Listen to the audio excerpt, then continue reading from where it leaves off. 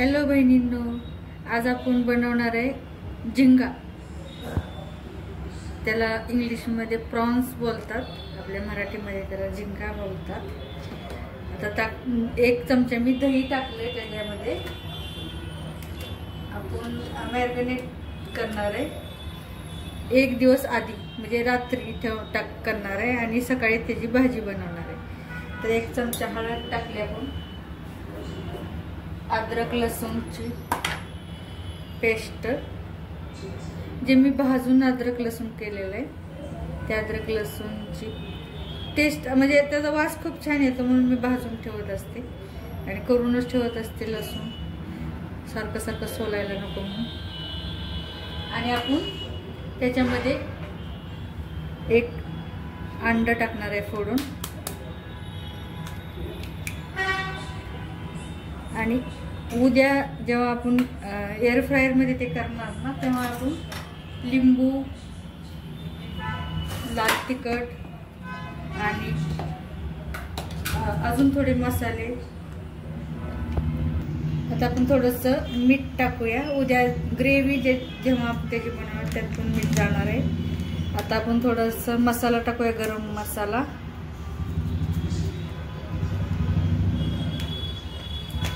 उद्या जेव्हा ग्रेव्ही बनणार, हे आपण एअर फ्रायर मध्ये करणार। फ्राय म्हणजे त्याला थोडंसं तेल लावून, का तर हे तळून केलं ना त्यात तेल जास्त जातं, म्हणून एअर फ्रायरला करणार आणि त्याची ग्रेव्ही मी गॅसवरती बनवणार आहे।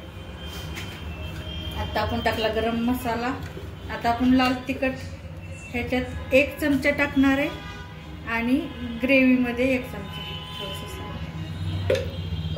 आपले झिंगे मॅरिनेट करून झालेले, तर आपण आता हे एक पूर्ण रात्र फ्रीज मध्ये ठेवणार आहे त्याला, आणि मग सकाळी आपण एअर फ्रायरला ते लावणार आहे आणि नंतर मग ग्रेव्ही मध्ये सोडणार त्याला। हॅलो बहिणींनो, रात्री मी जे प्रॉन्स मॅरिनेटला ठेवले होते ना, त्याचा एकदम छान त्यात मसाला हे झालेला आहे, मुरलेलं आहे। तर आता आपण ते एअर फ्रायरला लावूया।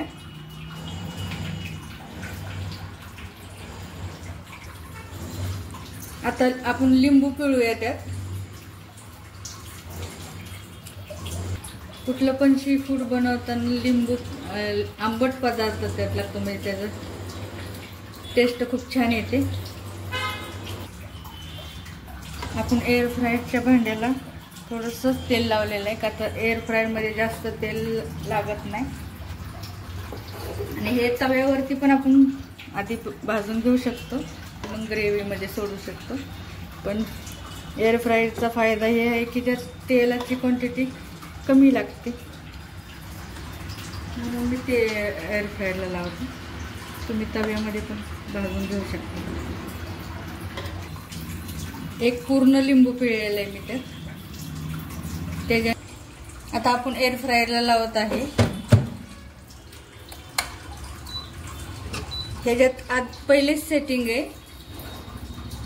प्रॉन्सची, 200 डिग्रीवर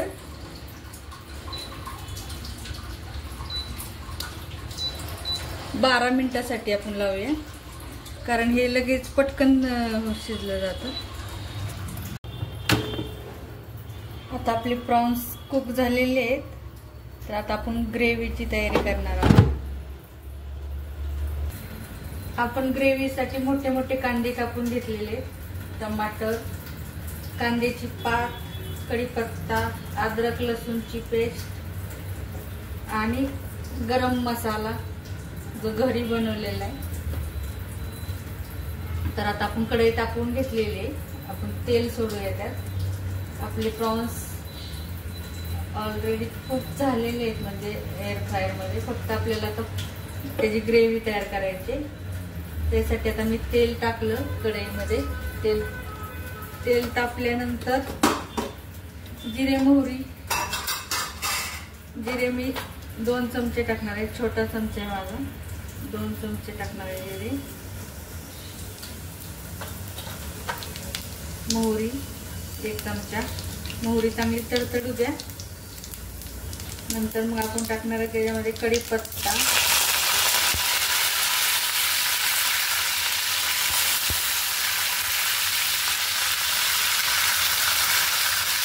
अद्रक लसूणची पेस्ट, अद्रक लसूण जे बारीक करून ठेवलेलं आहे.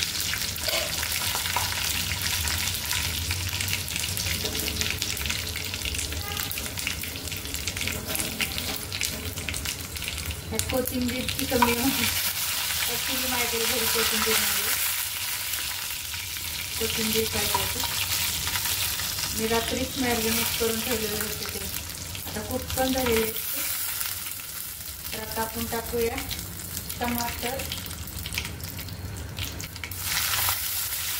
रात्री आपण त्याच्यामध्ये मीठ पण टाकलेलं होतं, तर आता इथं मसाल्याच्या बेटामध्ये मीठ टाकायला.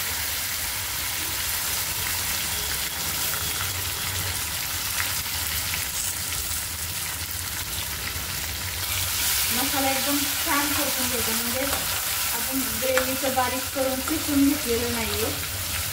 पिसल्यानंतर ग्रेव्ही खूपच ही होती, जास्त ग्रेव्ही होती, थिकनेस जास्त होता. तर मी हे खूप असं मऊ म्हणजे असं झालं पाहिजे, असं एकदम मऊ झालं पाहिजे, इतकं भाजून घेणार आहे मसाला. आपण कांदा टाकणार आहे. कांद्याचा यूज मी जरा जास्त केलेला आहे, कारण सी फूडमध्ये कांद्याचा यूज जास्त केला जातो. जसं बोंबलाच्या चटणीमध्ये कसं आपण कांद्याचा यूज जास्त करतो, तसा यूज केलेला आहे मी. हे खूप चांगलं परतवायचं, इतकं चांगलं परतवायचं की त्याला साईडनं तेल सुटलं पाहिजे कांद्याला आणि टमाटरला, आणि नंतर मग आपले झिंगे त्यात सोडायचे.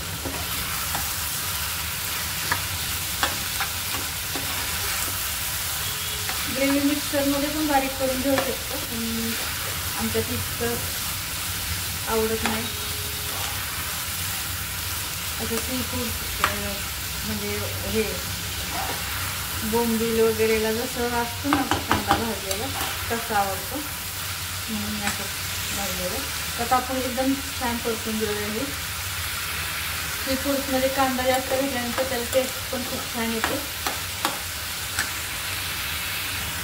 आता आपण 2 चमचे गरम मसाला टाकूया, जे घरी बनवलेलं आहे, आणि जे रात्री जे टाकला होता ते मॅरिनेटसाठी, तो एव्हरेस्टचा मसाला होता.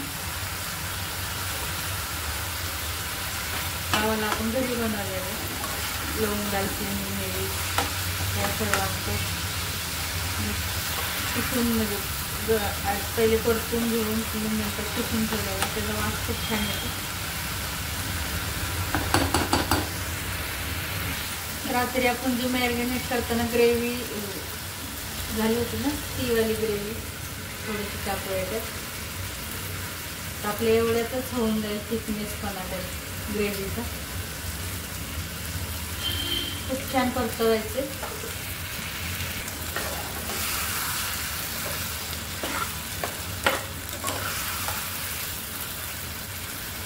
रात्री आपण त्यात लाल तिखट पण थोडं टाकलेलं होतं. तर आता आपण या ग्रेव्हीच्या मसाल्याच्या अकॉर्डिंग 1 चमचा टाकणार आहे. रात्री 1 चमचा टाकलेला होता, आणि मीठ पण टाकलेलं होतं रात्री त्या प्रॉन्सला मॅरिनेट करण्यासाठी. तर मीठ पण आपण अंदाजे टाकणार आहे. मी अर्धा चमचा टाकते, रात्री 1 टाकला होता.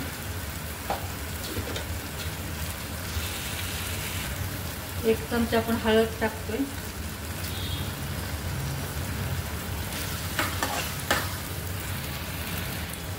आपल्याला हे सर्व पाणी आटवायचंय.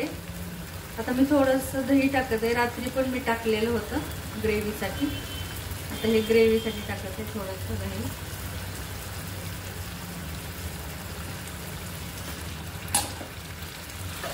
पूर्ण मसाल्याचं पाणी आटलं पाहिजे, ग्रेव्ही थिक झाली पाहिजे, इतकं खूप करायचं आहे आपल्याला. आता आपला मसाला खूप चांगला परतून झालेला आहे. तर आता आपण त्यात ते प्रॉन्स टाकून देणार आहे, आणि थोड्या वेळ त्या मसाल्यामध्ये त्याला मुरू देणार. मसाल्याला तेल साईडला सुटल्यानंतर समजून जायचं की आपला मसाला चांगला भाजला झालेला, चांगला शिजला गेलाय.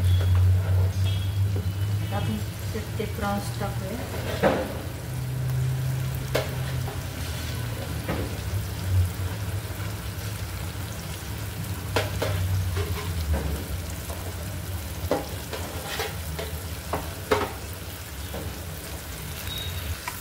झाली आपली प्रॉन्सची रेसिपी रेडी. आता कलरसाठी कोथिंबीर नाही म्हणून मी कांद्याची पात टाकणार आहे.